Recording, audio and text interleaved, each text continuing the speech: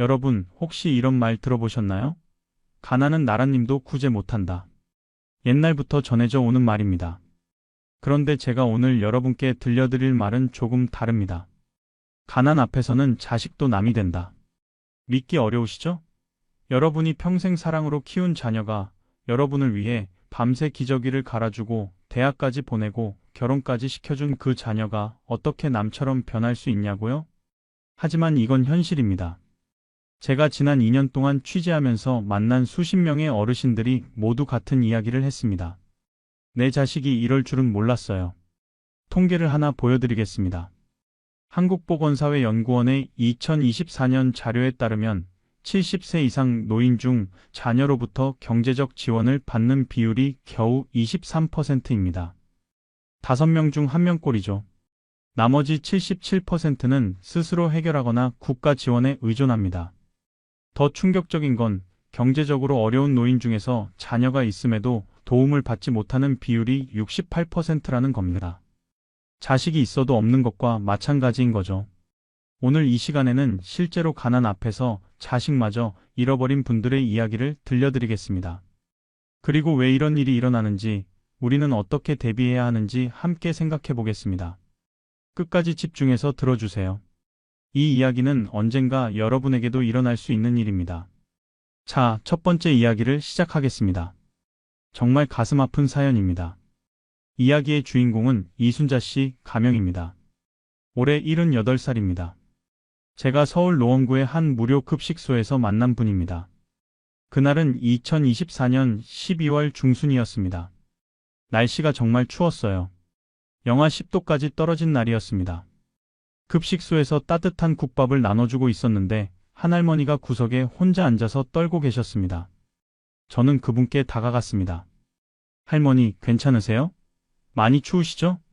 할머니는 고개를 끄덕이며 눈물을 흘렸습니다. 고맙습니다. 정말 고마워요. 저는 그 할머니와 이야기를 나누게 됐습니다. 그리고 충격적인 사연을 듣게 됐죠. 이 씨에게는 아들이 한 명 있습니다. 48살입니다. 대기업에 다니고 서울 강남에 아파트가 있고 차도 2대 있는 잘 사는 아들입니다.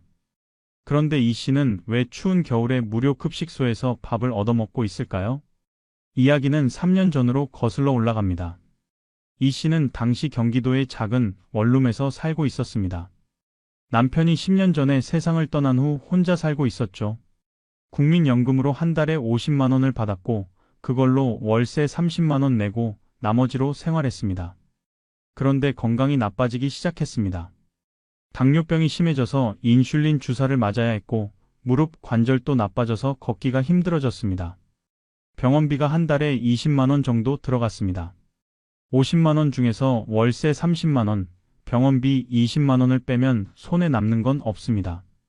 밥도 제대로 못 먹고 약도 제때 못 챙겨 먹는 상황이었죠. 이 씨는 아들에게 전화를 걸었습니다. 얘야, 엄마가 요즘 많이 아파서 그러는데 한 달에 10만 원만 보내줄 수 없겠니? 아들이 대답했습니다. 엄마, 지금 제가 애들 학원비에 대출 이자에 정말 빠듯해요. 죄송하지만 힘들 것 같아요. 이 씨는 실망했지만 이해하려고 했습니다. 아들도 살기 힘들겠거니 생각했죠. 그래서 몇 달을 더 버텼습니다. 하루에 한 끼만 먹고 약도 건너뛰면서요. 그런데 건강이 더 나빠졌습니다. 당뇨 수치가 위험 수준까지 올라갔고 의사는 입원 치료를 권했습니다. 입원비가 200만 원 정도 든다고 했습니다. 이 씨는 그런 돈이 없었습니다. 모아둔 저축도 없었고 집도 없었고 있는 거라곤 몸뚱이 하나뿐이었습니다. 이 씨는 다시 아들에게 전화를 걸었습니다. 얘야, 엄마가 입원을 해야 하는데 돈 좀 빌려줄 수 있겠니? 입원비가 200만 원이래. 아들은 한참을 침묵하더니 이렇게 말했습니다. 엄마, 그 정도 돈은 저도 없어요. 제가 어떻게 갑자기 200만 원을 마련해요? 이 씨가 애원했습니다. 그럼 100만 원만, 아니 50만 원만이라도. 엄마가 정말 아파. 죽을 것 같아. 아들이 짜증 섞인 목소리로 말했습니다. 엄마, 그러지 마세요. 저한테 계속 이러시면 저도 힘들어요. 국가에서 지원해주는 거 없어요? 그런 거 알아보세요. 그리고 전화를 끊어버렸습니다. 이 씨는 그날 밤 혼자 울었습니다. 자기가 낳아서 키운 아들이 대학 보내느라 밤낮으로 일했던 그 아들이 200만 원은커녕 50만 원도 없다고 하는 게 믿기지 않았습니다. 다음 날 이 씨는 결심했습니다. 직접 아들의 집으로 가기로 한 거죠. 전화로는 안 되니까 직접 만나면 아들도 마음이 움직일 거라고 생각했습니다. 이 씨는 경기도에서 서울 강남까지 버스를 타고 갔습니다. 2시간이 걸렸습니다. 무릎이 아파서 서기도 힘든데 비싼 버스비를 내고 찾아갔습니다. 아들의 아파트는 고급 주택가에 있었습니다. 30층짜리 고층 아파트였죠. 이 씨는 현관에서 초인종을 눌렀습니다. 누구세요? 며느리의 목소리였습니다. 얘야, 나 시어머니야. 문 좀 열어줄래? 잠시 침묵이 흘렀습니다. 그리고 며느리가 말했습니다. 어머니, 지금 집에 아무도 없어요. 애들도 학원 갔고요. 이 씨가 말했습니다. 괜찮아. 내가 좀 기다리게. 문 좀 열어줘. 며느리가 단호하게 말했습니다. 어머니, 죄송하지만 오늘은 안 돼요. 다음에 연락하고 오세요. 그리고 인터폰이 꺼졌습니다. 이 씨는 현관문 앞에 주저앉았습니다. 다리에 힘이 풀려버린 거예요. 며느리가 집에 있으면서 문을 안 열어주다니. 이게 말이 되나요? 이 씨는 계단 옆에 앉아서 아들이 퇴근하기를 기다리기로 했습니다. 오후 2시쯤이었으니까 아들이 오후 7시나 8시쯤 올 거라고 생각했죠. 그렇게 4시간, 5시간, 6시간이 지났습니다. 추웠습니다. 12월 중순의 계단은 얼음장처럼 차가웠습니다. 이 씨는 입고 온 얇은 점퍼를 꼭 끌어안고 떨면서 기다렸습니다. 오후 8시쯤 드디어 아들이 나타났습니다. 엘리베이터에서 내리던 아들은 계단에 앉아있는 어머니를 보고 깜짝 놀랐습니다. 엄마, 여기서 뭐 하세요? 이 씨가 떨리는 목소리로 말했습니다. 얘야, 엄마가 너무 아파서 왔어. 제발 좀 도와줘. 아들은 주위를 둘러보더니 이 씨를 계단 아래로 데리고 갔습니다. 이웃들이 볼까봐 그런 거였죠. 아들이 낮은 목소리로 말했습니다. 엄마, 왜 갑자기 이렇게 오세요? 전화하고 오시지. 전화했잖아. 근데 너희가 안 받아줘서 왔지. 아들이 한숨을 쉬었습니다. 엄마, 저도 힘들어요. 집사람도 일 안 하고 애들 키우느라 힘들고 저도 회사에서 스트레스 받고 엄마까지 이러시면 저는 어떡해요? 그럼 나는 어떡하란 거야?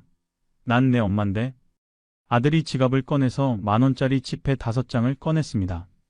5만 원이었습니다. 이거 받으시고 택시 타고 집에 가세요. 그리고 다음부터는 미리 연락하고 오세요. 이 씨는 그 돈을 받지 않았습니다. 나 택시비 받으려고 온 거 아니야. 입원비가 필요해서 온 거야. 아들이 짜증을 냈습니다. 엄마, 그러니까 그게 어디 있어요? 제가 지금 빚도 있고 애들 학원비도 밀렸어요. 정말 없어요. 그때 아파트 현관문이 열리고 며느리가 나왔습니다. 여보, 뭐 하는 거예요? 왜 이렇게 오래 있어요? 며느리는 이 씨를 보더니 인상을 찌푸렸습니다. 어머니, 오셨으면 집에 올라오시지. 왜 여기 계세요? 아들이 재빨리 말했습니다. 아니야, 어머니가 그냥 지나가시다가 잠깐 들르신 거야. 지금 가시려던 참이야. 며느리가 차갑게 말했습니다. 그래요? 그럼 조심해서 들어가세요, 어머니. 그리고 아들의 팔을 잡아당겼습니다. 아들은 이 씨를 쳐다보지도 않고 며느리와 함께 아파트 안으로 들어가 버렸습니다. 이 씨는 그 자리에 그대로 서 있었습니다. 다리가 움직이지 않았습니다. 마음이 너무 아파서 걸을 수가 없었던 거예요. 한참을 그렇게 서 있다가 이 씨는 천천히 걷기 시작했습니다. 버스 정류장까지 10분 거리였지만 20분이 걸렸습니다. 무릎도 아프고 마음도 아파서요. 그날 밤 이 씨는 집에 돌아와서 결심했습니다. 아들한테 더 이상 기대하지 않기로요.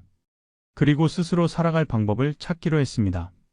지금 이 씨는 고시원에 살고 있습니다. 월세가 25만 원입니다. 기초생활수급자로 지정되어 한 달에 55만 원을 받습니다. 병원비는 최소한만 쓰고 약도 꼭 필요한 것만 먹습니다. 아들과는 연락이 끊겼습니다. 이 씨가 전화를 안 하니까 아들도 전화하지 않습니다. 명절에도 생일에도 아무 연락이 없습니다. 후회되세요? 그렇게 키운 게? 제가 물었습니다. 이 씨는 쓸쓸하게 웃었습니다. 후회해도 어쩔 수 없잖아요. 이미 다 큰 자식인데. 그냥 내 팔자가 이런가 봐요. 자식은 있으나 만화한 거죠. 아들이 정말 돈이 없는 걸까요? 이 씨가 고개를 저었습니다. 아니요. 돈은 있어요. SNS 보면 해외여행도 가고 좋은 식당도 가고 그래요. 그런 건 할 돈은 있는데 엄마 병원비는 없는 거죠. 여러분, 이 이야기가 극단적인 사례라고 생각하시나요? 절대 그렇지 않습니다. 제가 만난 많은 어르신들이 비슷한 경험을 하셨습니다. 자식이 눈앞에서 문을 닫는 순간, 그게 바로 자식이 남이 되는 순간입니다. 자, 두 번째 이야기를 들려드리겠습니다. 김영수 씨 가명입니다. 올해 75살입니다.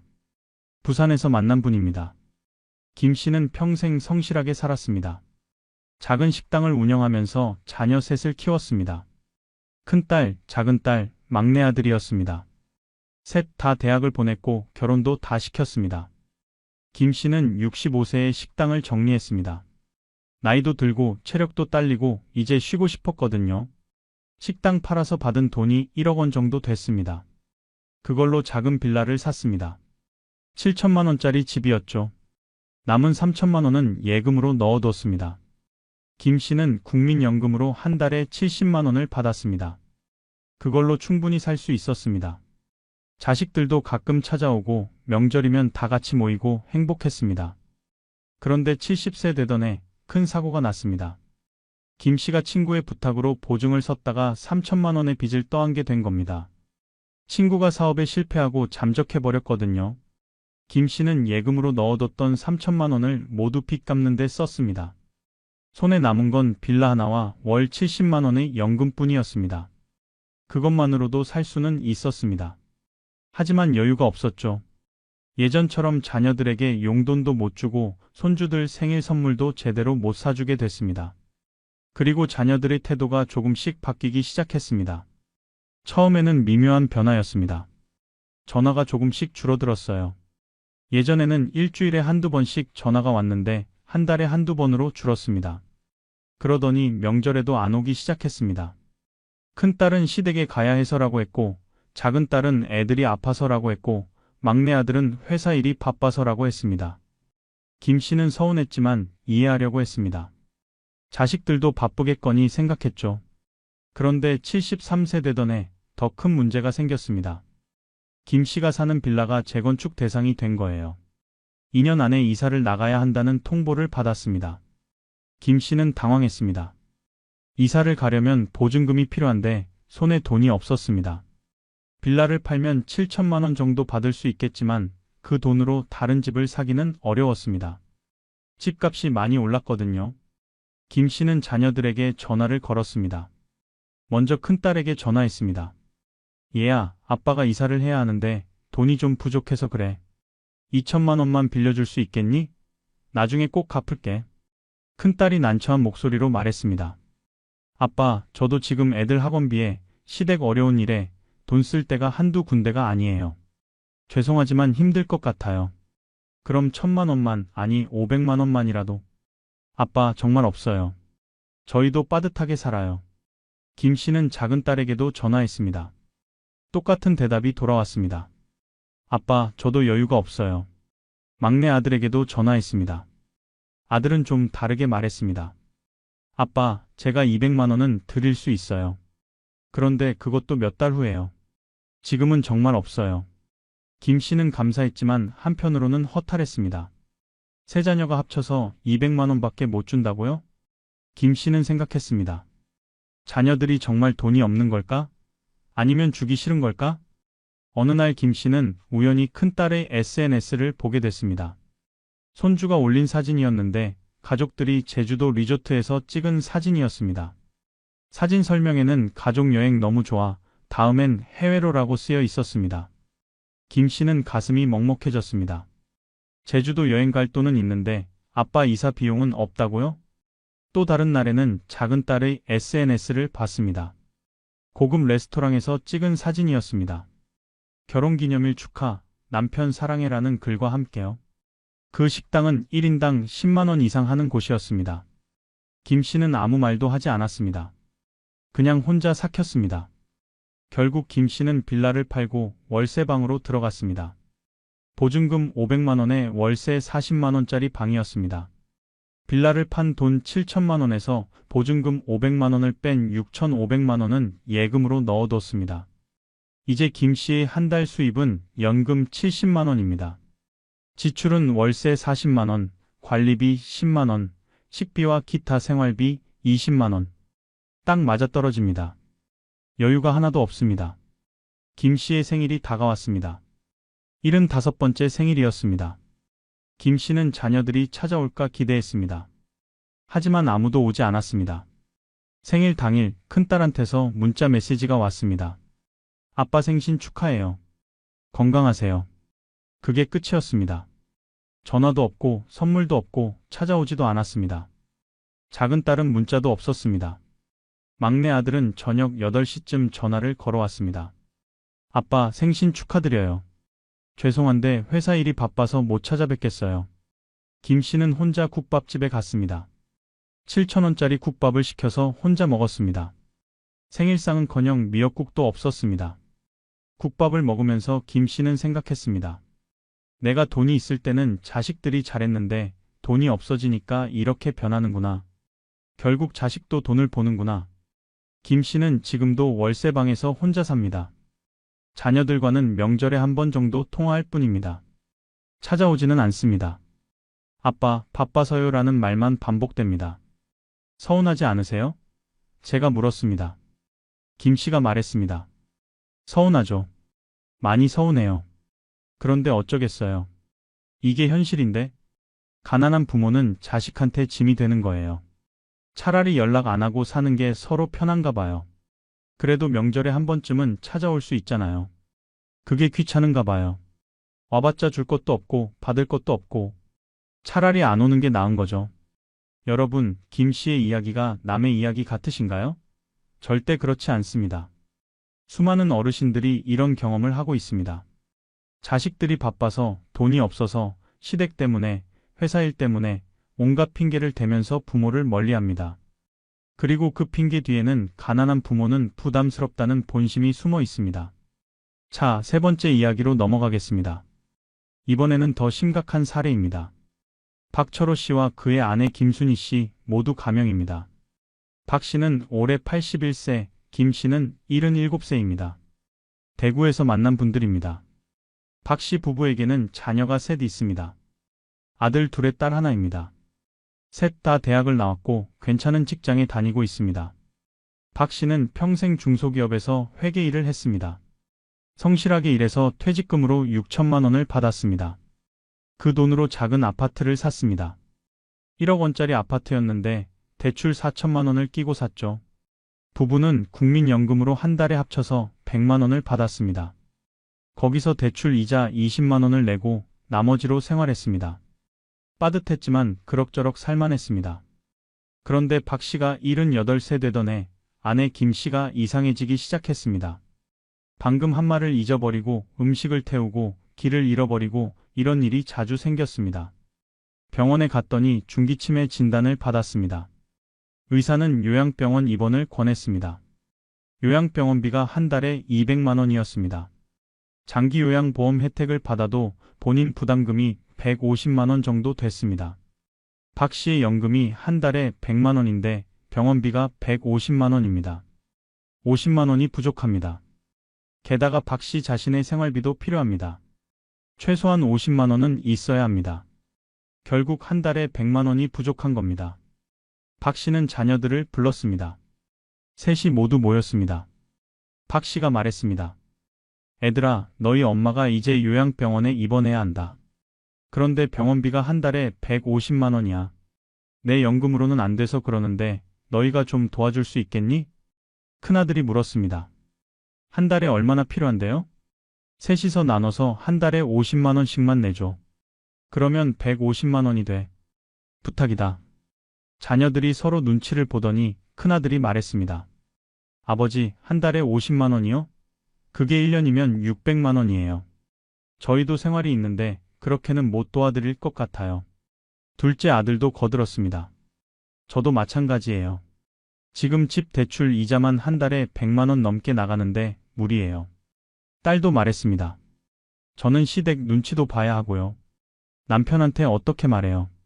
친정 어머니 병원비 내달라고 박 씨가 다급하게 말했습니다.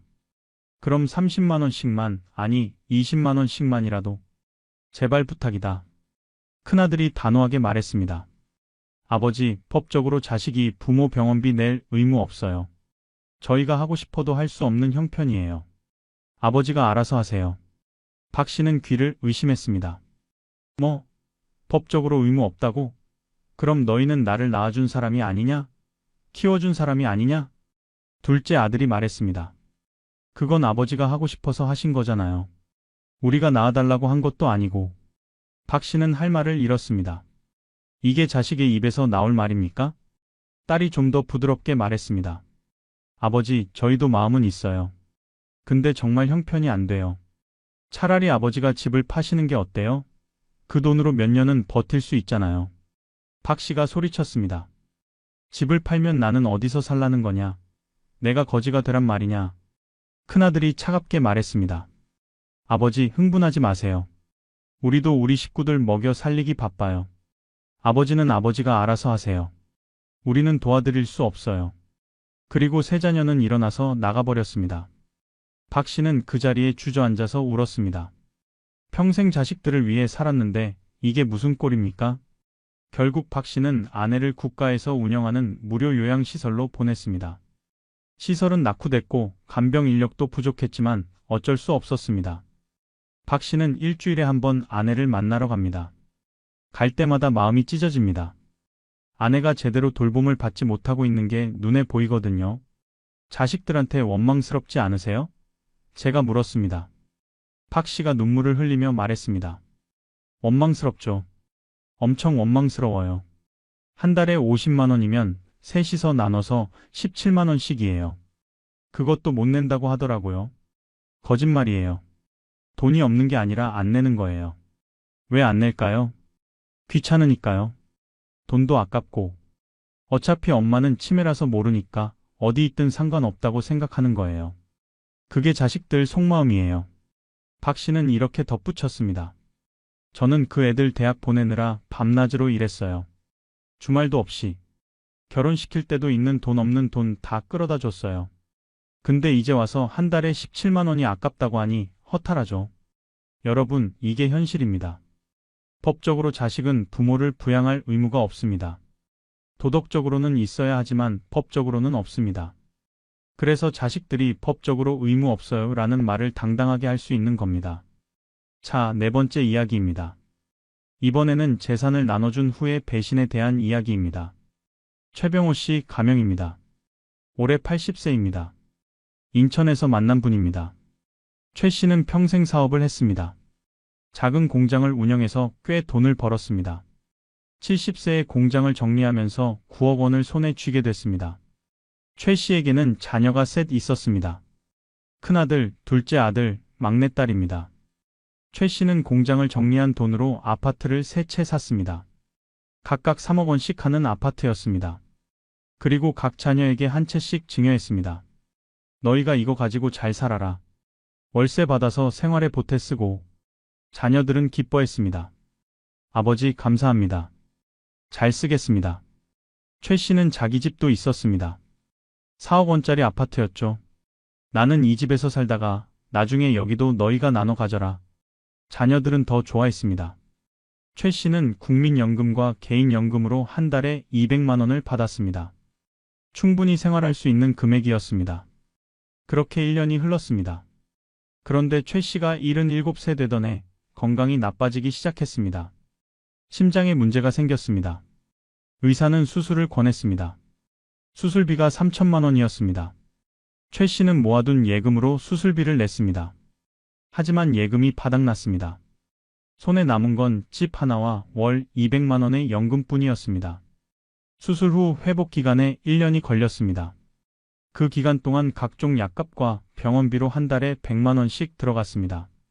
78세가 됐을 때 최 씨는 또 건강이 나빠졌습니다. 이번엔 당뇨 합병증으로 족부 괴사가 왔습니다. 발가락 2개를 절단해야 했습니다. 수술비가 또 2천만 원이었습니다. 최 씨는 손에 돈이 없었습니다. 자녀들에게 연락했습니다. 애들아, 아빠가 수술을 해야 하는데 돈이 좀 필요하다. 2천만 원만 빌려줄 수 있겠니? 나중에 집 팔아서 갚을게. 큰아들이 말했습니다. 아버지, 저도 지금 사업 자금이 필요해서 돈이 묶여 있어요. 당장은 어려워요.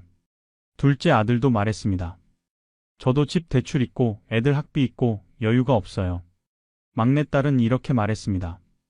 아버지, 제가 500만 원은 드릴 수 있어요. 그런데 그것도 몇 달 후에 가능해요. 최 씨는 기가 막혔습니다.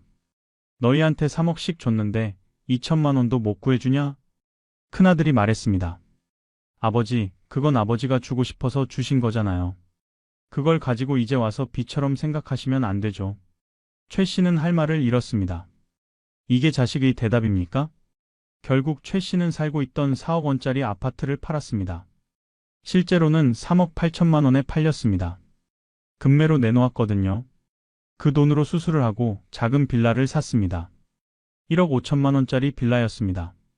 남은 돈은 2억 3천만 원이었습니다. 최 씨는 생각했습니다. 이 돈으로 10년은 버틸 수 있겠구나. 하지만 또 문제가 생겼습니다. 79세의 최 씨는 넘어져서 고관절이 부러졌습니다. 수술비와 재활치료비로 1,500만 원이 들어갔습니다. 80세가 됐을 때 최 씨에게 남은 돈은 1억 원 정도였습니다. 자녀들과는 연락이 거의 끊겼습니다. 명절에도 안 찾아오고 전화도 거의 안 합니다. 자식들이 원망스럽지 않으세요? 제가 물었습니다. 최 씨가 쓸쓸하게 웃었습니다. 원망스럽죠. 3억씩 줬는데 막상 내가 어려우니까 외면하더라고요. 한 달에 10만 원씩만 생활비로 보내줘도 되는데 그것도 안 해요. 왜 안 줄까요? 안 주는 게 아니라 안 주고 싶은 거죠. 어차피 아버지는 연금도 있고 집도 있고 알아서 살 거니까. 왜 굳이 돈을 주겠어요? 최 씨는 이렇게 말했습니다. 제일 후회되는 게 계약서를 안 쓴 거예요. 변호사 찾아가서 물어봤더니 증여는 증여일 뿐이래요. 생활비를 달라고 법적으로 요구할 수 없대요. 그냥 자식들 선심이래요. 여러분, 이게 현실입니다. 재산을 줄 때 계약서를 쓰지 않으면 나중에 돌려받을 방법이 없습니다. 자식들이 양심이 있으면 알아서 부모를 돌보겠지만 양심이 없으면 그냥 끝입니다. 자, 5번째 이야기입니다.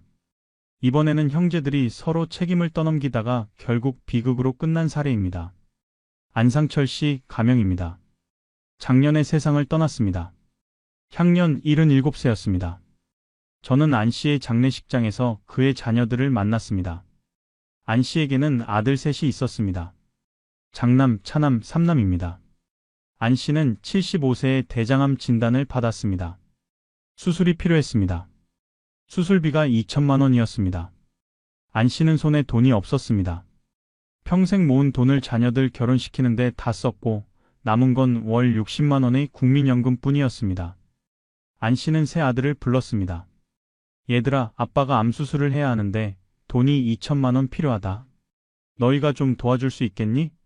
장남이 말했습니다. 아버지, 왜 저만 보세요? 동생들도 있잖아요. 셋이서 나눠서 내야죠. 차남이 말했습니다. 형님이 장남이잖아요. 장남이 더 내야죠. 저는 600만 원까지만 낼 수 있어요. 삼남이 말했습니다. 저는 막내니까 제일 적게 내야 하는 거 아닙니까? 400만 원까지만 가능해요. 장남이 화를 냈습니다. 뭐? 나보고 1,000만 원 내라고? 말이 돼? 셋이서 똑같이 660만 원씩 내는 게 맞잖아. 차남이 반박했습니다. 형님은 아버지한테 집도 받았잖아요. 저희는 뭘 받았어요? 당연히 형님이 더 내야죠. 삼남도 거들었습니다. 맞아요. 형님이 제일 많이 받았으니까 제일 많이 내야죠. 안 씨가 말했습니다. 얘들아, 지금 그게 중요한 게 아니라 아빠가 수술을 해야 한다는 게 중요한 거 아니냐? 장남이 말했습니다. 그러니까 동생들이 각자 700만 원씩 내고 저는 600만 원 낼게요. 이게 공평한 거예요. 차남이 소리쳤습니다. 뭐가 공평해요? 형님이 제일 많이 받았으면 제일 많이 내야죠. 삼남도 동의했습니다. 저는 진짜 돈이 없어요. 400만 원이 최선이에요. 세 형제는 계속 싸웠습니다. 누가 얼마를 내야 하는지를 가지고 1시간 넘게 싸웠습니다. 안 씨는 지쳐서 말했습니다. 그만해라. 너희끼리 알아서 해라. 아빠는 이제 포기할란다. 장남이 말했습니다. 아버지, 왜 포기하세요? 그냥 저희가 합의해서 낼게요. 조금만 기다리세요. 하지만 합의는 되지 않았습니다. 장남은 600만 원만 내겠다고 했고, 차남은 500만 원만 내겠다고 했고, 삼남은 400만 원만 내겠다고 했습니다. 합쳐도 1,500만 원밖에 안 됐습니다. 안 씨가 말했습니다. 그럼 나머지 500만 원은 어떻게 하냐? 장남이 말했습니다. 아버지가 어떻게든 구하세요. 저희는 이게 최선이에요. 안 씨는 결국 지인한테 500만 원을 빌렸습니다. 그리고 수술을 받았습니다. 수술은 성공했습니다. 하지만 항암 치료를 받아야 했습니다. 항암 치료비가 6개월에 1천만 원이었습니다. 안 씨는 또 자녀들에게 손을 벌렸습니다.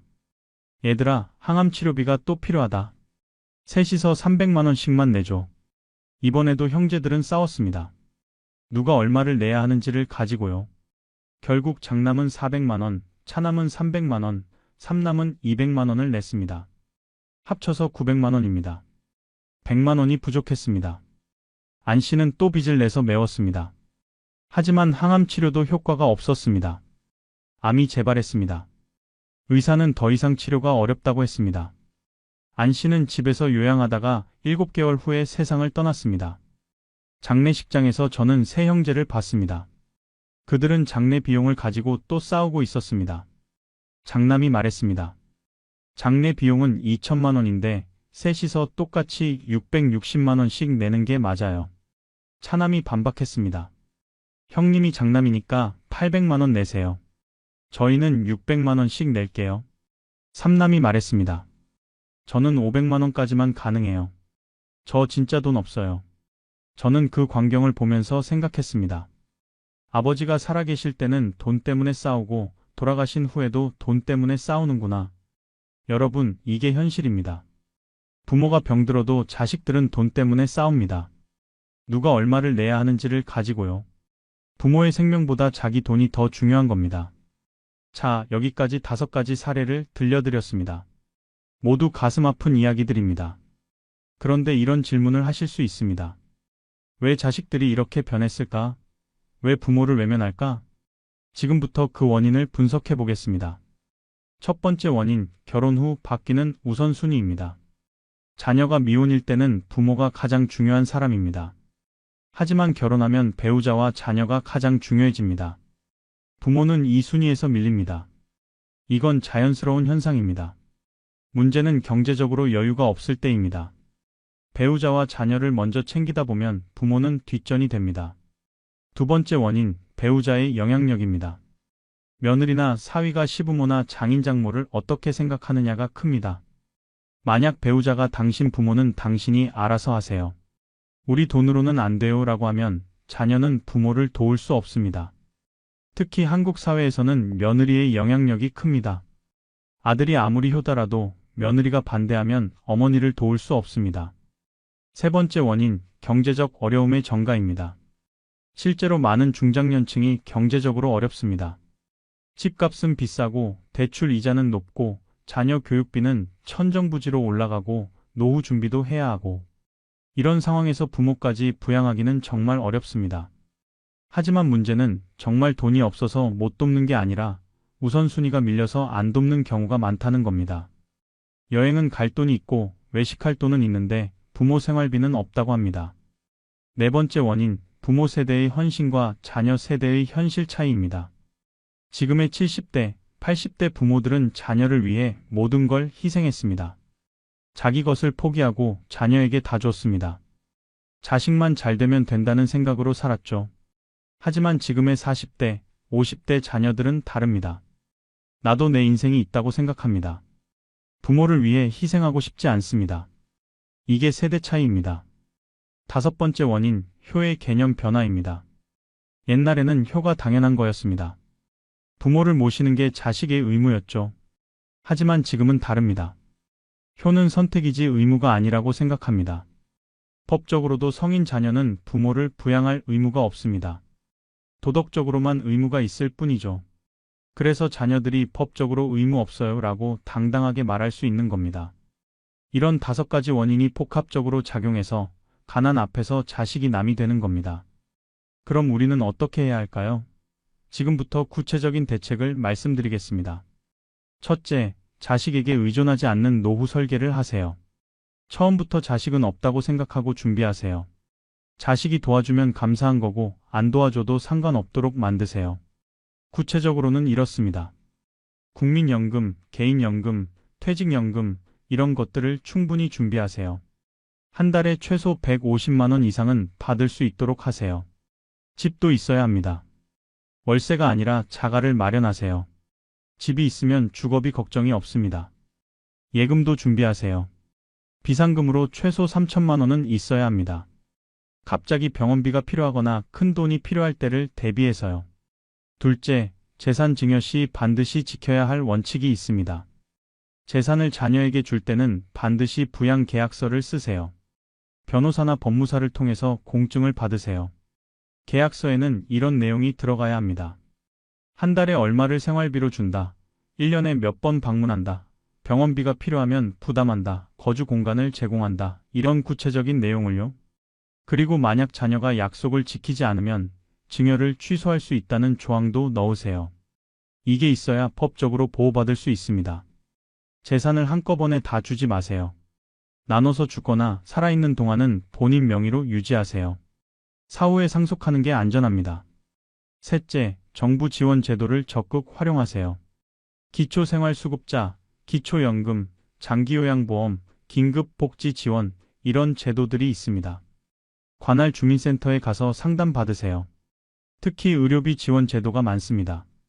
중증 질환 산정 특례, 재난적 의료비 지원 이런 것들을 활용하면 병원비 부담을 크게 줄일 수 있습니다.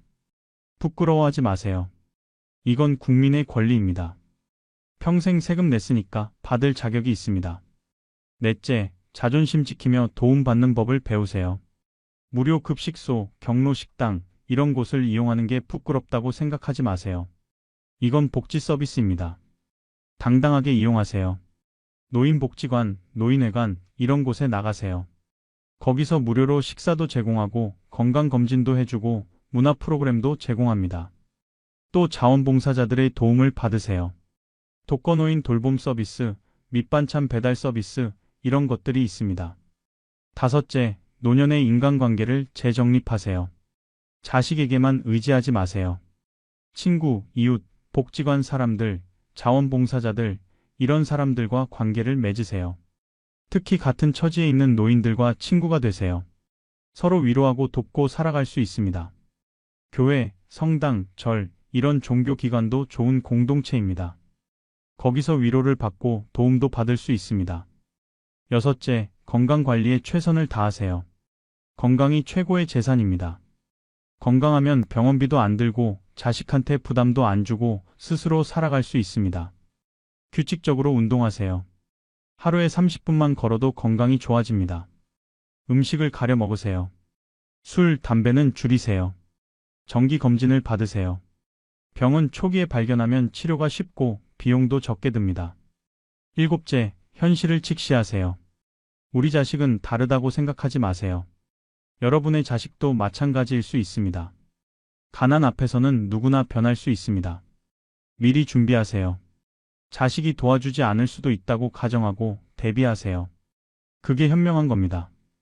여덟째, 자녀와 솔직하게 대화하세요. 너희가 나를 도와줄 수 있겠니? 라고 물어보세요. 그리고 솔직한 대답을 들으세요. 만약 힘들어요 라는 대답이 나오면 차라리 그게 낫습니다. 기대하지 않게 되니까요. 기대를 낮추세요. 자녀에게 많은 걸 바라지 마세요. 명절에 한 번 전화하고 1년에 한두 번 찾아오면 그것만으로도 감사한 겁니다. 아홉째, 비상금을 반드시 확보하세요. 아무리 가난해도 비상금은 있어야 합니다. 최소한 2천만 원에서 3천만 원은 절대로 손대지 말고 모아두세요. 갑자기 병원비가 필요할 때, 장례비가 필요할 때, 이사비가 필요할 때 이 돈으로 해결하세요. 이게 없으면 자식한테 손을 벌려야 하고 그럼 굴욕을 당합니다. 10번째, 법률 상담을 받으세요. 재산 문제, 증여 문제, 상속 문제 이런 건 전문가의 도움을 받으세요. 법률구조공단에 가면 무료로 상담받을 수 있습니다. 특히 자녀에게 재산을 넘길 때는 반드시 전문가와 상담하세요. 나중에 후회하지 않으려며. 오늘 이긴 이야기를 끝까지 들어주셔서 정말 감사합니다. 여러분, 오늘 제가 들려드린 이야기들은 모두 실제 사례입니다. 이런 일들이 지금 이 순간에도 일어나고 있습니다. 여러분은 어떤 생각이 드시나요? 우리 자식은 다르다고 생각하시나요? 절대 방심하지 마세요. 가난 앞에서는 자식도 남이 됩니다. 이게 슬픈 현실이지만 우리가 받아들여야 할 현실입니다. 지금부터 준비하세요. 자식에게 의존하지 않고도 살 수 있도록 준비하세요. 그게 여러분의 노후를 지키는 유일한 방법입니다. 재산을 줄 때는 신중하게 계약서를 쓰고 법적으로 보호받을 수 있도록 하세요. 그리고 자신이 쓸 몫은 반드시 남겨두세요. 정부 지원 제도를 적극 활용하세요. 부끄러워하지 마세요. 이건 여러분의 권리입니다.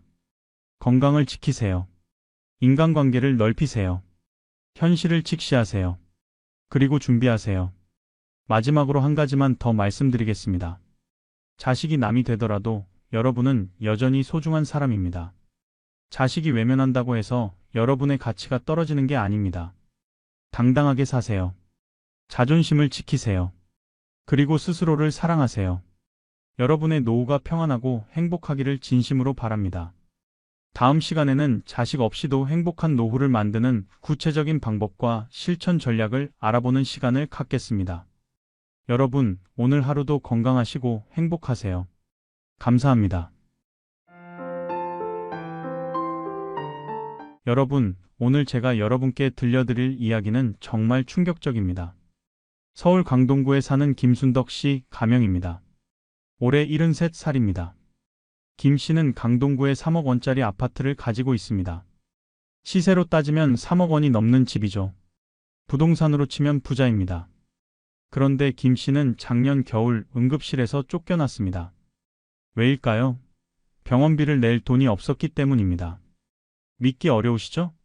3억 원짜리 집이 있는데 병원비 200만 원이 없어서 응급실에서 쫓겨났다니요? 그날 김 씨의 통장 잔고는 3만 원이었습니다.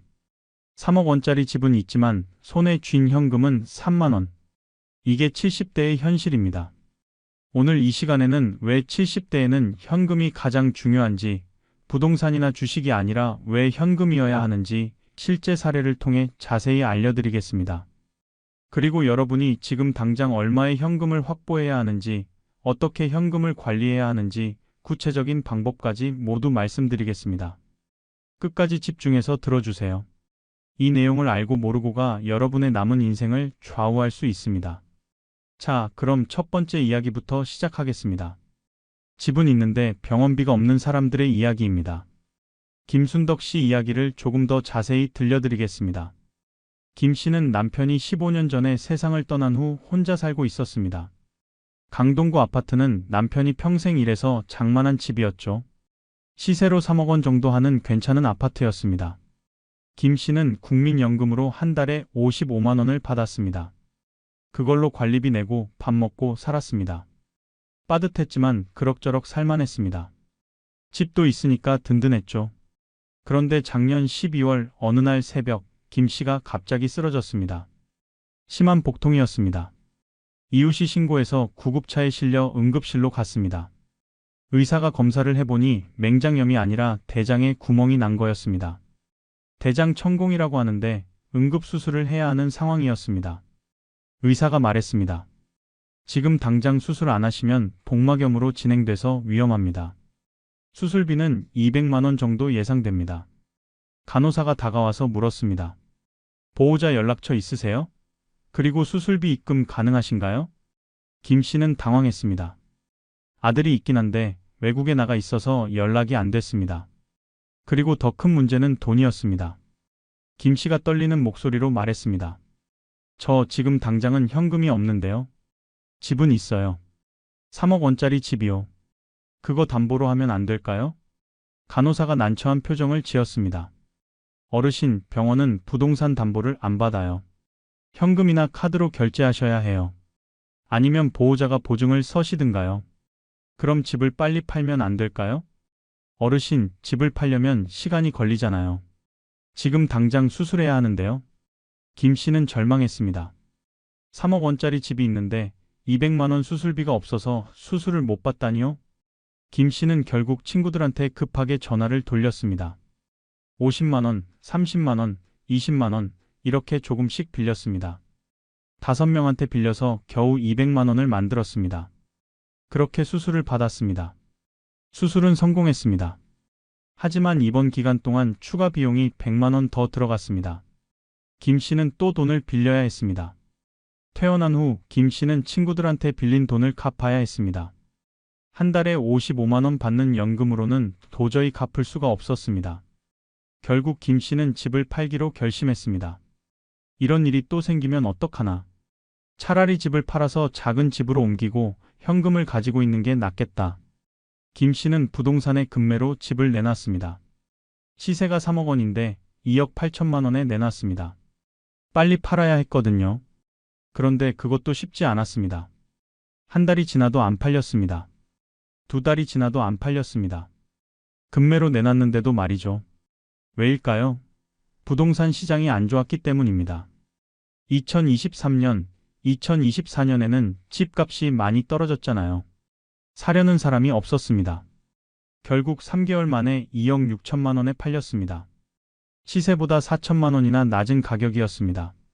급하게 팔다 보니 손해를 본 거죠. 김 씨는 그 돈으로 1억 원짜리 빌라를 샀습니다. 남은 돈이 6천만 원이었습니다. 김 씨는 그제야 안심했습니다. 이제 현금이 있으니까 괜찮아. 여러분, 김 씨의 이야기에서 무엇을 배워야 할까요? 첫째, 부동산은 유동성이 없습니다. 급할 때 바로 현금화할 수 없습니다. 집을 팔려면 최소 한 달에서 3개월이 걸립니다. 시장 상황이 나쁘면 더 오래 걸립니다. 둘째, 급하게 팔면 손해를 봅니다. 김 씨는 4천만 원 손해를 봤습니다. 시세보다 13%나 낮게 판 거예요. 셋째, 병원은 부동산을 받지 않습니다. 오직 현금만 받습니다. 아무리 비싼 집이 있어도 당장 손에 현금이 없으면 치료를 받을 수 없습니다. 넷째, 70대에는 언제든 갑자기 큰 돈이 필요할 수 있습니다. 병원비, 수술비, 이런 것들이 예고 없이 찾아옵니다. 그래서 70대에는 현금이 중요합니다. 부동산이 아니라 현금이요. 자, 두 번째 이야기를 들려드리겠습니다. 이번에는 월세 받으려고 부동산에 투자했다가 오히려 빚더미에 앉은 분의 이야기입니다. 박영호 씨 가명입니다. 올해 77살입니다. 부산에서 만난 분입니다. 박 씨는 65세에 퇴직했습니다. 퇴직금으로 7천만 원을 받았습니다. 박 씨는 생각했습니다. 이 돈을 은행에 넣어두면 이자가 얼마 안 나오니까 뭔가 투자를 해야겠다. 박 씨는 부동산 투자를 결심했습니다. 주변 사람들이 요즘은 오피스텔 사서 월세 받으면 괜찮다고 했거든요. 한 달에 100만 원씩 월세 받으면 1년에 1200만 원이니까 꽤 괜찮은 수입이었습니다. 박 씨는 인천에 있는 오피스텔을 샀습니다. 7천만 원에 샀습니다. 20평 정도 되는 작은 오피스텔이었습니다. 역에서 가깝고 깨끗해서 월세 받기 좋을 거라고 생각했습니다. 처음 1년은 괜찮았습니다. 대학생이 들어와서 한 달에 60만 원씩 월세를 받았습니다. 박 씨는 기뻤습니다. 역시 투자를 잘했어. 1년에 720만 원 수입이네. 그런데 1년 후 그 대학생이 졸업하면서 나갔습니다. 새로운 세입자를 구해야 했습니다. 박 씨는 부동산에 광고를 냈습니다. 그런데 한 달이 지나도 세입자가 안 구해졌습니다. 2달이 지나도 3달이 지나도 안 구해졌습니다. 왜일까요? 그 지역에 오피스텔이 너무 많이 생겼던 겁니다. 공급 과잉이었죠. 세입자는 많지 않은데 오피스텔은 많으니까 경쟁이 심했습니다. 박 씨는 월세를 60만 원에서 50만 원으로 낮췄습니다. 그래도 안 구해졌습니다. 다시 45만 원으로 낮췄습니다. 그제야 한 청년이 들어왔습니다. 하지만 문제는 그게 끝이 아니었습니다. 공실 기간 3개월 동안 관리비가 계속 나갔습니다. 한 달에 15만 원씩 3개월이면 45만 원입니다. 게다가 오피스텔이라서 재산세, 종합부동산세도 내야 했습니다. 1년에 200만 원 정도 나갔습니다. 박 씨는 계산을 해봤습니다. 한 달에 45만 원씩 받으면 1년에 540만 원입니다. 거기서 관리비 1년치 180만 원 빼고 세금 200만 원 빼면 손에 남는 건 160만 원밖에 안 됩니다. 박 씨는 실망했습니다. 1년에 160만 원이면 한 달에 13만 원 정도네. 이거 은행 이자보다 나을 게 없잖아. 하지만 더 큰 문제가 기다리고 있었습니다. 박 씨가 74세 되던 해 그 청년이 갑자기 월세를 안 내고 잠적했습니다. 석 달치 월세 135만 원을 못 받았습니다. 연락도 안 됐습니다. 박 씨는 그 청년을 내보내고 다시 세입자를 구해야 했습니다. 또 공실이 생겼습니다. 이번에는 6개월 동안 세입자가 안 구해졌습니다. 6개월 동안 관리비만 90만 원이 나갔습니다. 수입은 하나도 없는데 지출만 계속 나가는 겁니다. 박 씨는 결심했습니다. 이거 도저히 안 되겠다. 차라리 팔아버리자. 박 씨는 오피스텔을 팔기로 했습니다. 7천만 원에 샀으니까 7천만 원에 팔면 된다고 생각했습니다. 그런데 부동산에 내놨더니 지금 시세가 5,500만 원이라고 했습니다. 7천만 원에 샀는데 5년 만에 5,500만 원으로 떨어진 겁니다. 박 씨는 충격을 받았습니다. 어떻게 5년 만에 1,500만 원이나 떨어져요? 부동산 중개인이 말했습니다. 요즘 오피스텔 시장이 안 좋아요. 공급은 많고 수요는 적고. 어르신 팔려면 5천만 원에 내놓으세요. 그래야 팔려요. 박 씨는 어쩔 수 없이 5천만 원에 팔았습니다. 7천만 원에 샀는데 5천만 원에 판 겁니다. 2천만 원 손해입니다. 게다가 그동안 세금, 관리비, 못 받은 월세까지 합치면 추가로 2천만 원이 나간 셈입니다. 결국 박 씨는 5년 동안 오피스텔 투자로 4천만 원 손해를 본 겁니다. 7천만 원이 3천만 원이 돼버렸습니다. 박 씨는 후회했습니다. 그냥 은행에 넣어둘 걸. 그랬으면 원금이라도 있었을 텐데. 여러분, 박 씨의 이야기에서 무엇을 배워야 할까요?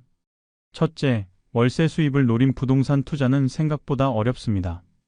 공실 위험, 관리비, 세금, 이런 것들을 계산하면 수익이 많지 않습니다. 둘째, 세입자가 월세를 안 내거나 잠적하면 대처하기 어렵습니다. 특히 나이가 많으면 더 어렵습니다. 셋째, 부동산 시장은 예측할 수 없습니다. 오를 거라고 생각했는데 떨어질 수도 있습니다. 넷째, 급하게 팔면 손해를 봅니다. 박 씨는 2천만 원 손해를 봤습니다. 다섯째, 70대에는 부동산 관리가 부담입니다. 세입자 구하고 집 수리하고 이런 일들이 힘듭니다. 그래서 70대에는 부동산 투자보다 현금 보유가 안전합니다. 복잡한 관리도 필요 없고 언제든 쓸 수 있으니까요. 자, 세 번째 이야기입니다. 이번에는 주식 투자로 1억을 날린 분의 이야기입니다. 이철수 씨 가명입니다. 올해 78살입니다. 서울에서 만난 분입니다. 이 씨는 65세에 회사를 퇴직했습니다. 퇴직금으로 1억 원을 받았습니다. 이 씨는 생각했습니다. 이 돈을 은행에 넣으면 이자가 1년에 200만 원밖에 안 나와. 이걸로 어떻게 살아? 뭔가 투자를 해야겠다. 이 씨는 지인의 소개로 주식 투자를 시작했습니다. 그 지인은 나 주식으로 돈 많이 벌었어. 너도 해봐라고 권했습니다. 이 씨는 처음에는 조심스럽게 2천만 원만 투자했습니다. 삼성전자, 네이버 이런 대기업 주식을 샀습니다. 처음 6개월은 괜찮았습니다. 주가가 올라서 2천만 원이 2,500만 원이 됐습니다. 500만 원 수익이 난 거죠. 이 씨는 기뻤습니다. 역시 주식이 좋네. 6개월 만에 500만 원 벌었어. 이거 더 투자하면 더 벌겠는걸? 이 씨는 추가로 3천만 원을 더 투자했습니다. 이제 총 5천만 원이 주식에 들어간 겁니다. 그런데 그때부터 주가가 떨어지기 시작했습니다. 5천만 원이 4,500만 원이 되고 4천만 원이 되고 3,500만 원이 됐습니다. 이 씨는 당황했습니다. 왜 떨어지지? 잠깐 떨어지는 거겠지. 조금 기다리면 다시 오르겠지. 하지만 주가는 계속 떨어졌습니다. 3,500만 원이 3천만 원이 되고 2,500만 원이 됐습니다. 이 씨는 반토막이 난 계좌를 보면서 잠을 못 잤습니다. 매일 아침 일어나자마자 주식 시세를 확인했습니다. 밤에도 불안해서 잠을 설쳤습니다. 이 씨의 친구가 말했습니다. 이 씨, 그냥 지금 팔아. 더 떨어지기 전에. 하지만 이 씨는 못 팔았습니다. 지금 팔면 2,500만 원 손해인데 어떻게 팔아? 조금만 더 기다리면 오르겠지. 이 씨는 버텼습니다. 한 달, 두 달, 석 달. 하지만 주가는 안 올랐습니다. 오히려 더 떨어졌습니다. 2,500만 원이 2천만 원이 되고 1,500만 원이 됐습니다. 그때 이 씨 나이가 72세였습니다. 이 씨는 견딜 수 없었습니다. 매일 주식 시세 보면서 스트레스 받는 게 너무 힘들었습니다. 혈압도 올라가고 당뇨 수치도 나빠졌습니다. 결국 이 씨는 모든 주식을 팔았습니다. 1,500만 원에 팔았습니다. 5천만 원이 1,500만 원이 된 겁니다. 3,500만 원 손해였습니다. 하지만 이게 끝이 아니었습니다. 이 씨는 손실을 만회하려고 다시 주식을 샀습니다. 이번에는 작은 기업 주식을 샀습니다. 지인이 이 회사 곧 대박 날 거야 라고 했거든요. 이 씨는 남은 돈 1,500만 원을 모두 그 주식에 넣었습니다. 그런데 그 회사가 부도가 났습니다. 1,500만 원이 그냥 증발해 버렸습니다. 결국 이 씨는 1억 원 중에서 9천만 원을 날렸습니다. 남은 돈은 1,000만 원뿐이었습니다. 이 씨는 지금 78세입니다. 1,000만 원과 국민연금 60만 원으로 살고 있습니다. 매일 후회하면서 삽니다. 내가 왜 그랬을까? 그냥 은행에 넣어뒀으면 1억 원이 그대로 있었을 텐데. 주식만 안 했어도. 여러분, 이 씨의 이야기에서 무엇을 배워야 할까요? 첫째, 70대의 주식 투자는 위험합니다. 손실을 만회할 시간이 없습니다. 젊은 사람은 손해봐도 다시 벌 수 있지만 70대는 재기가 불가능합니다. 둘째, 손절을 못하면 더 큰 손실로 이어집니다. 이 씨는 2,500만 원 손해를 인정하지 못하고 버티다가 3,500만 원 손해를 봤습니다. 셋째, 손실을 만회하려고 더 위험한 투자를 하면 모든 걸 잃습니다. 이 씨는 결국 9천만 원을 날렸습니다. 넷째, 주식은 스트레스를 줍니다. 건강에 악영향을 미칩니다. 70대에는 건강이 가장 중요한데 주식 때문에 건강을 해치면 안 됩니다. 다섯째, 곧 오를 거야, 대박 날 거야 이런 말은 믿으면 안 됩니다. 특히 70대는 절대 이런 투자를 하면 안 됩니다. 그래서 70대에는 주식보다 현금이 안전합니다. 원금 보장이 중요합니다. 자, 네 번째 이야기입니다. 이번에는 자녀에게 돈을 빌려줬다가 못 받은 분의 이야기입니다. 최명숙 씨 가명입니다. 올해 78살입니다. 인천에서 만난 분입니다. 최 씨에게는 아들이 한 명 있습니다. 45살입니다. 아들은 3년 전에 사업을 시작했습니다. 작은 음식점이었습니다. 아들이 최 씨한테 왔습니다. 엄마, 가게 확장하려고 하는데 자금이 좀 필요해. 6천만 원만 빌려줄 수 있어? 최 씨는 고민했습니다. 6천만 원은 큰 돈이었습니다. 최 씨가 가진 전 재산이 1억 원 정도였는데 그중 6천만 원이니까 거의 절반이었습니다. 하지만 아들의 부탁을 거절하기 어려웠습니다. 내 자식이 사업한다는데 도와줘야지. 최 씨는 집을 담보로 대출을 받았습니다. 6천만 원을 빌려서 아들한테 줬습니다. 아들은 고마워했습니다. 엄마, 고마워. 1년 안에 꼭 갚을게. 처음 석 달은 괜찮았습니다. 아들이 한 달에 100만 원씩 이자를 갖다 줬습니다. 최 씨는 안심했습니다. 역시 내 아들이야. 약속을 잘 지키네. 그런데 넉 달째부터 이자가 늦어지기 시작했습니다. 아들이 전화해서 말했습니다. 엄마, 미안해. 가게가 요즘 장사가 안 돼서 그래. 다음 달에 2달치 몰아서 줄게. 최 씨는 걱정됐지만 믿었습니다. 그래, 장사가 안 되면 그럴 수도 있지. 하지만 다음 달에도 이자가 안 들어왔습니다. 최 씨가 아들한테 전화했습니다. 얘야, 이자 언제 줄 거니? 아들이 짜증 섞인 목소리로 말했습니다. 엄마, 지금 장사 안 돼서 힘들다니까요. 좀만 기다려요. 그렇게 6개월이 지났습니다. 이자는 한 푼도 안 들어왔습니다. 최 씨는 불안해졌습니다.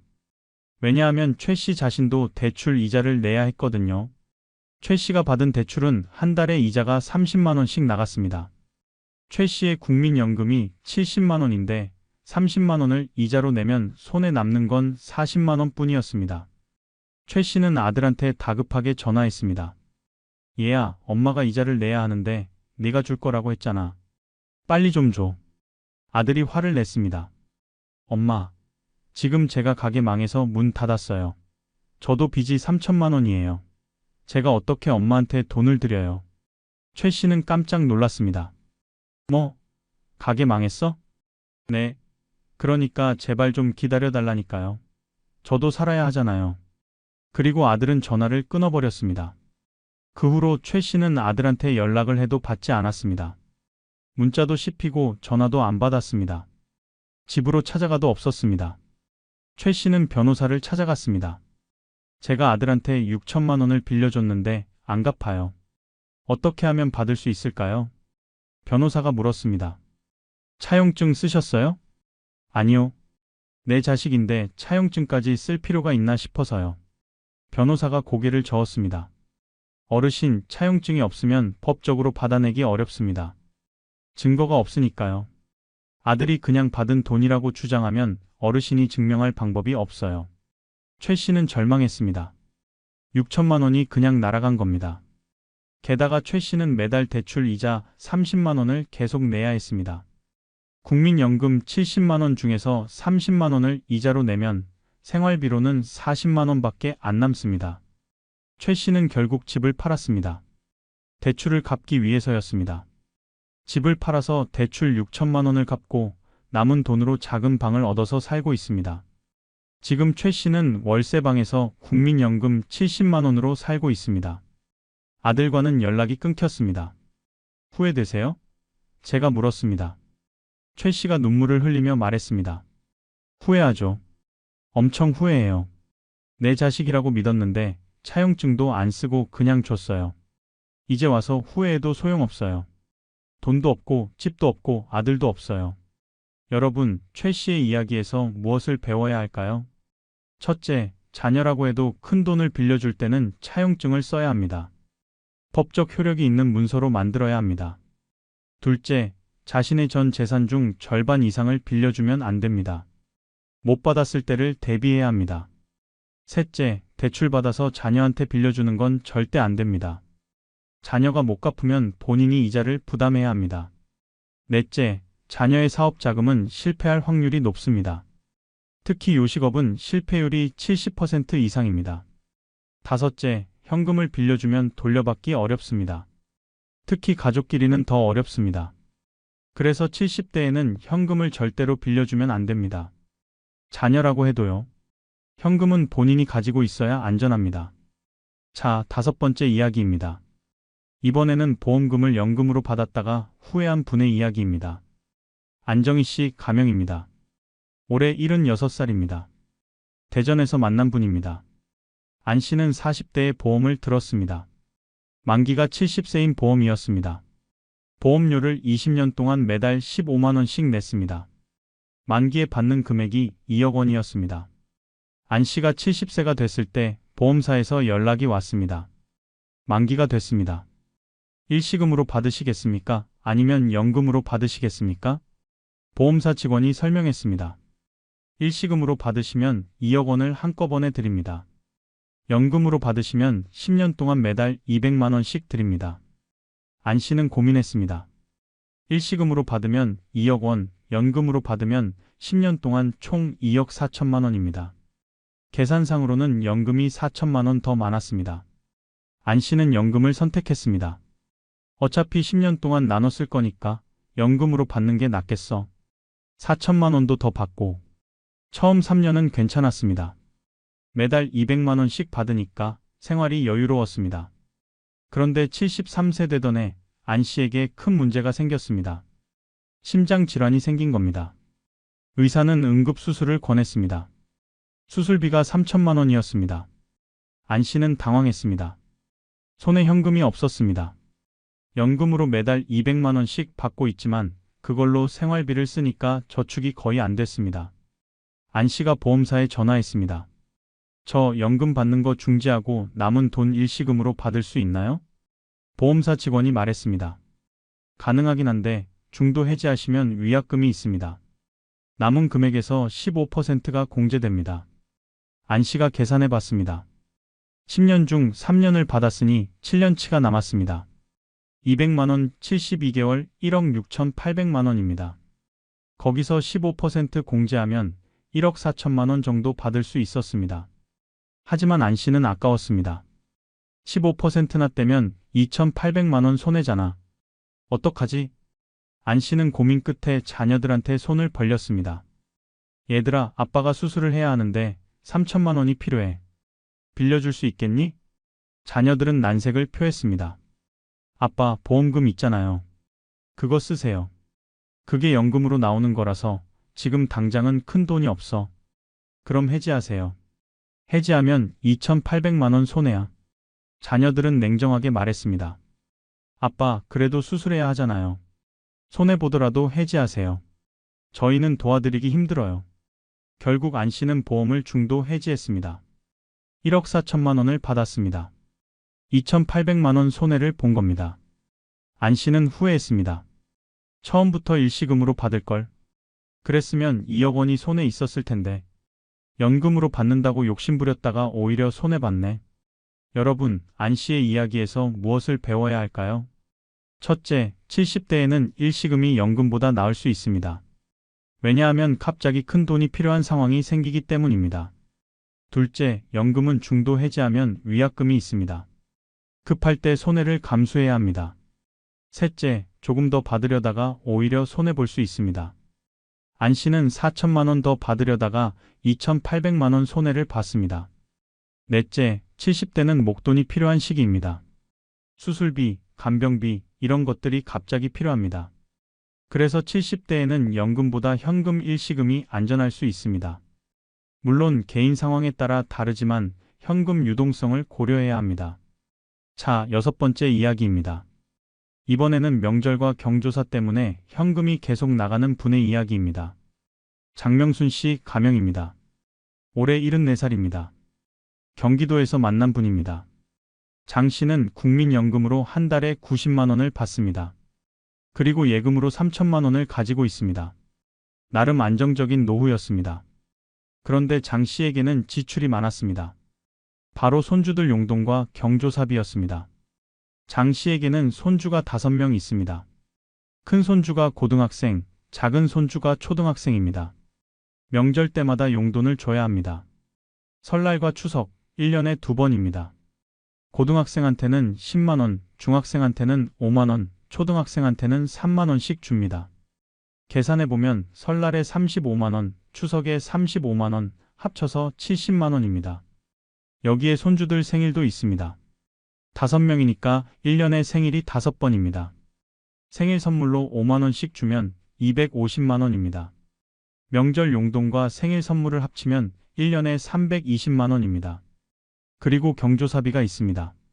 친구들, 친척들, 지인들의 경조사가 정말 많습니다. 70대가 되면 주변 사람들의 경조사가 급격히 늘어납니다. 장례식이 특히 많습니다. 1년에 적어도 10번 정도는 다녀옵니다. 부의금으로 5만 원씩 내면 500만 원입니다. 결혼식도 있습니다. 친구 손주, 친척 자녀, 이런 결혼식에 1년에 5번 정도 갑니다. 축의금으로 10만 원씩 내면 50만 원입니다. 환갑, 칠순 잔치도 있습니다. 1년에 3번 정도 갑니다. 축의금으로 10만 원씩 내면 30만 원입니다. 경조사비를 합치면 1년에 580만 원입니다. 손주 용돈과 경조사비를 합치면 1년에 900만 원입니다. 한 달로 나누면 75만 원입니다. 장 씨의 월 수입이 90만 원인데 75만 원을 손주와 경조사에 쓰면 손에 남는 건 15만 원뿐입니다. 15만 원으로 어떻게 한 달을 살까요? 불가능합니다. 결국 장 씨는 예금을 깨서 쓸 수밖에 없습니다. 한 달에 부족한 돈이 50만 원이라고 치면 1년에 600만 원씩 예금이 줄어듭니다. 3천만 원 있던 예금이 5년이면 바닥납니다. 장 씨는 고민했습니다. 손주들한테 용돈 안 주기도 그렇고 경조사 안 가기도 그렇고 어떻게 해야 하지? 장 씨는 결국 손주 용돈을 줄였습니다. 10만 원 주던 걸 5만 원으로, 5만 원 주던 걸 3만 원으로, 3만 원 주던 걸 2만 원으로 줄였습니다. 그랬더니 자녀들이 불만을 표시했습니다. 어머니, 작년에는 더 주셨잖아요. 왜 올해는 줄이세요? 장 씨가 솔직하게 말했습니다. 얘야, 어머니가 돈이 부족해서 그래. 미안하구나. 자녀들은 이해하지 못했습니다. 어머니 연금 받으시잖아요. 그리고 예금도 있으시고. 장 씨가 설명했습니다. 연금으로는 생활비도 부족해. 경조사비도 많이 나가고. 예금도 계속 깨먹고 있어. 하지만 자녀들은 섭섭해했습니다. 특히 손주들이 할머니가 올해는 용돈을 적게 주셨어라고 불평했습니다. 장 씨는 마음이 아팠습니다. 하지만 어쩔 수 없었습니다. 돈이 없으니까요. 여러분, 장 씨의 이야기에서 무엇을 배워야 할까요? 첫째, 70대에는 관계 유지 비용이 많이 듭니다. 손주 용돈, 경조사비, 이런 것들이 생각보다 큽니다. 둘째, 이런 지출을 거절하기 어렵습니다. 안 주면 섭섭해하고 안 가면 예의 없다고 합니다. 셋째, 이런 지출이 계속되면 예금이 빠르게 줄어듭니다. 몇 년 안에 바닥날 수 있습니다. 넷째, 현금이 없으면 이런 지출도 할 수 없습니다. 부동산이나 주식으로는 경조사비를 낼 수 없습니다. 그래서 70대에는 충분한 현금이 있어야 관계도 유지하고 체면도 지킬 수 있습니다. 자, 여기까지 6가지 사례를 들려드렸습니다. 이제 본격적으로 왜 70대는 현금이 중요한지 그 이유를 정리해 드리겠습니다. 첫 번째 이유, 갑작스러운 의료비입니다. 70대가 되면 건강이 급격히 나빠집니다. 50대, 60대까지는 괜찮다가 70대부터 문제가 생깁니다. 심장질환, 뇌혈관 질환, 암, 골절, 이런 것들이 예고 없이 찾아옵니다. 아침에 멀쩡했는데 저녁에 쓰러지는 경우도 있습니다. 이럴 때 필요한 게 현금입니다. 수술비, 입원비, 간병비, 이런 것들은 당장 필요합니다. 일주일 후에, 한 달 후에가 아니라 지금 당장 필요합니다. 부동산은 팔려면 시간이 걸립니다. 주식도 마찬가지입니다. 시장이 안 좋으면 손해보고 팔아야 합니다. 하지만 현금은 다릅니다. 지금 당장 쓸 수 있습니다. 1초도 기다릴 필요가 없습니다. 의사는 기다려주지 않습니다. 수술비 입금하세요. 그래야 수술 스케줄 잡아드립니다. 이렇게 말합니다. 집이 있다고, 주식이 있다고 수술해주지 않습니다. 오직 현금만 받습니다. 건강보험이 있어도 본인 부담금이 있습니다. 큰 수술을 하면 2천만 원에서 3천만 원은 본인이 내야 합니다. 이 돈이 없으면 수술을 못 받습니다. 그래서 70대에는 비상의료비로 최소 3천만 원의 현금을 확보해야 합니다. 이건 절대 건드리면 안 되는 돈입니다. 오직 의료비로만 써야 하는 돈입니다. 두 번째 이유, 부동산은 현금화에 시간이 걸린다는 점입니다. 많은 분들이 나는 집이 있으니까 괜찮아라고 생각합니다. 하지만 그게 착각입니다. 집은 당장 현금이 아닙니다. 현금으로 바꾸려면 팔아야 하는데 파는데 시간이 걸립니다. 빠르면 한 달, 보통은 2달에서 석 달, 시장이 안 좋으면 6개월 이상 걸립니다. 게다가 급하게 팔면 손해를 봅니다. 시세보다 10%, 20% 낮게 팔아야 합니다. 3억짜리 집을 2억 5천만 원에 팔 수도 있습니다. 또한 집을 팔면 살 곳이 없습니다. 새로운 집을 구해야 하는데 그것도 시간이 걸립니다. 이사 비용도 들고요. 그래서 집은 마지막 보루입니다. 절대 건드리면 안 되는 자산입니다. 집 말고 현금이 따로 있어야 합니다. 월세를 받으려고 투자한 부동산도 마찬가지입니다. 공실이 생기면 수입이 없고 팔려고 해도 시간이 걸립니다. 70대에는 복잡한 부동산 관리가 부담입니다. 세입자 구하고 수리하고 세금 내고 이런 일들이 힘듭니다. 그래서 70대에는 부동산을 정리하고 현금을 확보하는 게 좋습니다. 집 한 채만 남기고 나머지는 파세요. 그리고 그 돈을 현금으로 가지고 계세요. 세 번째 이유, 투자 손실을 회복할 시간이 없다는 점입니다. 젊은 사람은 주식이나 펀드에 투자해도 됩니다. 손해를 봐도 시간이 있으니까 회복할 수 있습니다. 10년, 20년 기다리면 손실을 만회할 수 있습니다. 하지만 70대는 다릅니다. 시간이 없습니다. 5년, 10년 기다릴 수 없습니다. 70세에 주식에 투자했다가 반토막이 났다고 칩시다. 회복되려면 5년에서 10년 걸립니다. 그때는 75세에서 80세입니다. 너무 늦습니다. 게다가 70대는 투자 실패를 만회할 방법이 없습니다. 일을 해서 벌 수도 없고 사업을 할 수도 없습니다. 한번 잃으면 끝입니다. 그래서 70대의 투자는 위험합니다. 원금 보장이 안 되는 투자는 절대 하면 안 됩니다. 은행 이자가 낮다고 불평하지 마세요. 낮아도 안전합니다. 70대에는 안전이 최우선입니다. 주식, 펀드, 코인, 부동산 투자 이런 거 다 청산하세요. 그리고 현금으로 바꾸세요. 은행 예금으로 안전하게 보관하세요. 네 번째 이유, 고정 수입이 적다는 점입니다. 70대의 주 수입은 국민연금입니다. 평균적으로 한 달에 50만 원에서 70만 원 정도 받습니다. 이 돈으로 한 달을 살기에는 부족합니다. 월세나 관리비, 식비, 교통비, 통신비, 의료비 이런 것들을 내면 거의 안 남습니다. 추가 수입이 있어야 하는데 70대에는 일하기 어렵습니다. 체력도 안 되고 일자리도 없습니다. 그래서 저축해둔 돈을 조금씩 꺼내 쓸 수밖에 없습니다. 이걸 경제 용어로 디세이빙이라고 합니다. 모았던 돈을 까먹는 거죠.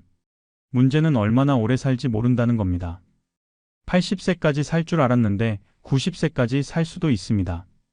그러면 돈이 모자랍니다. 그래서 충분한 현금을 확보해야 합니다. 최소한 10년에서 15년은 쓸 수 있는 돈을 현금으로 가지고 있어야 합니다. 계산해 봅시다. 한 달에 부족한 돈이 50만 원이라고 칩시다. 1년이면 600만 원입니다. 10년이면 6천만 원입니다. 15년이면 9천만 원입니다. 국민연금 외에 최소 5천만 원에서 1억 원의 현금이 필요하다는 뜻입니다. 다섯 번째 이유, 빌릴 곳이 없다는 점입니다. 젊은 사람은 급하면 대출을 받을 수 있습니다. 은행 신용대출, 카드론 이런 것들이 있습니다. 하지만 70대는 대출이 거의 불가능합니다. 은행은 70세 이상한테 대출을 안 해줍니다. 상환 능력이 없다고 보기 때문입니다. 친구한테 빌릴 수도 없습니다. 70대 친구들도 다들 돈이 없습니다. 빌려줄 여력이 없습니다. 자녀한테 빌릴 수도 있지만 앞서 사례에서 봤듯이 자녀들도 자기 생활이 빠듯합니다. 부모한테 빌려주기 어렵습니다. 그래서 70대는 스스로 현금을 확보해야 합니다.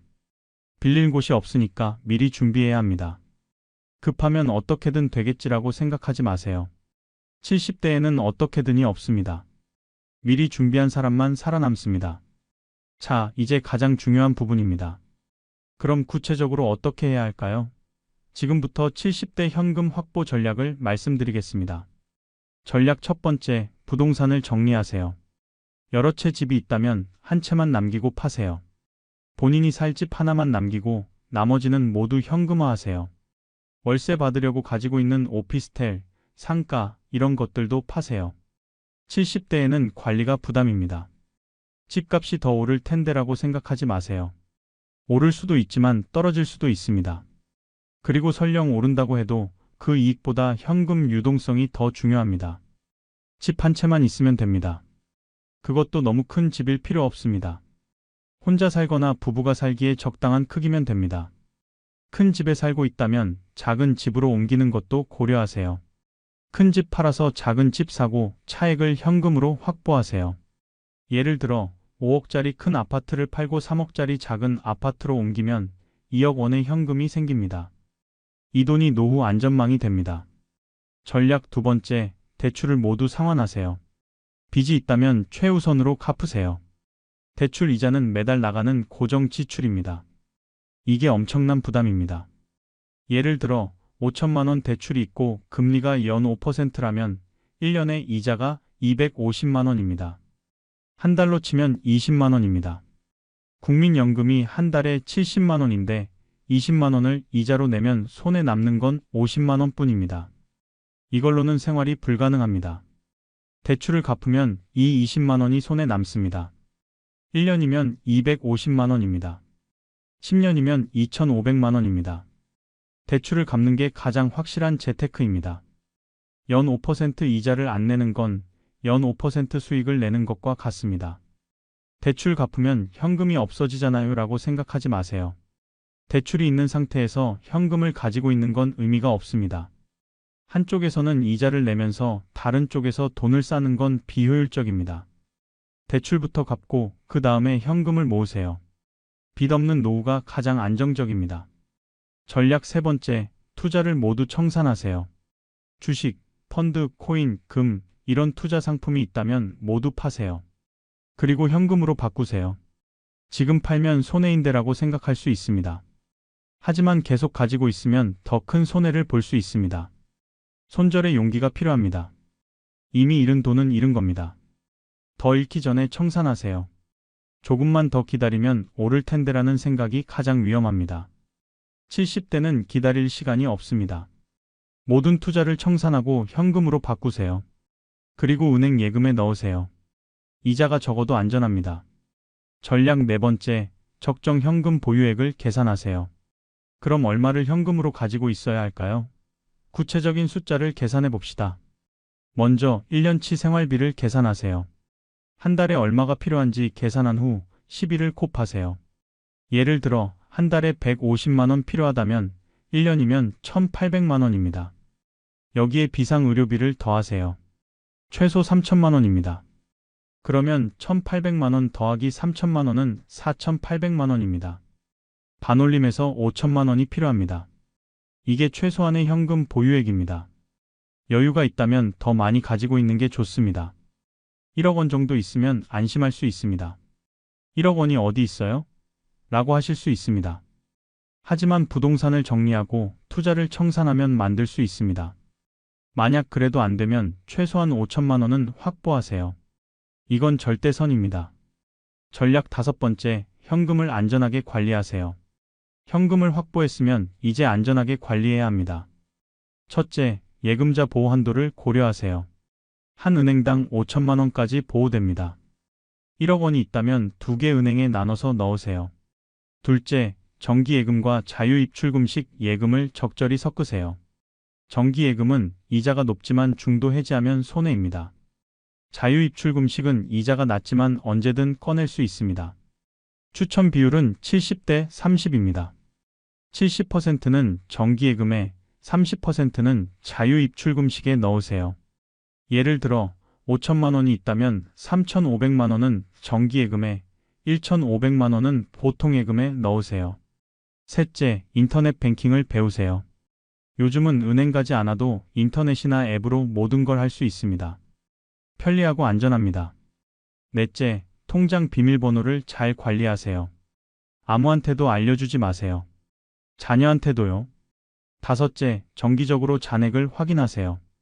한 달에 한 번은 통장을 확인해서 이상한 출금이 없는지 체크하세요. 전략 여섯 번째, 절대 하지 말아야 할 것들입니다. 첫째, 고수익 투자는 절대 하지 마세요. 한 달에 5% 수익, 1년에 100% 수익, 이런 말은 100% 사기입니다. 은행 금리의 2배, 3배를 준다는 건 정상이 아닙니다. 둘째, 보증은 절대 서지 마세요. 아무리 친한 친구라도, 아무리 사랑하는 자녀라도 보증만은 절대 서면 안 됩니다. 보증은 자살 행위입니다. 셋째, 큰 돈을 빌려주지 마세요. 특히 1,000만 원 이상은 절대 안 됩니다. 자녀한테도요. 빌려준 돈은 돌아오지 않는다고 생각하세요. 넷째, 투자 권유를 거절하세요. 친구가 좋은 투자처가 있다. 지인이 확실한 사업이다. 이런 말을 하면 무조건 거절하세요. 나는 투자 안 해라고 단호하게 말하세요. 다섯째, 도박은 절대 안 됩니다. 경마, 카지노, 로또 이런 거 하지 마세요. 돈 잃는 지름길입니다. 여섯째, 자녀의 사업 자금을 대주지 마세요. 자녀가 사업한다고 돈을 달라고 하면 정중히 거절하세요. 엄마는 노후 자금이 필요해서 못 도와준다고 솔직하게 말하세요. 일곱째, 명품, 고급차 이런 거 사지 마세요. 70대에는 과시가 필요 없습니다. 검소하게 사는 게 미덕입니다. 여덟째, 자녀에게 생활비를 지원하지 마세요. 자녀가 어려워도 여러분의 노후 자금을 지켜야 합니다. 자녀는 젊으니까 스스로 해결할 수 있습니다. 하지만 여러분은 다시 벌 수 없습니다. 이 8가지를 꼭 기억하세요. 이것만 지켜도 현금을 지킬 수 있습니다. 오늘 이 긴 이야기를 끝까지 들어주셔서 정말 감사합니다. 여러분, 핵심을 정리해드리겠습니다. 70대에는 현금이 생명입니다. 부동산도 아니고 주식도 아니고 금도 아닙니다. 오직 현금입니다. 왜일까요? 첫째, 갑자기 의료비가 필요할 때 당장 쓸 수 있습니다. 둘째, 부동산은 팔려면 시간이 걸리지만 현금은 즉시 사용 가능.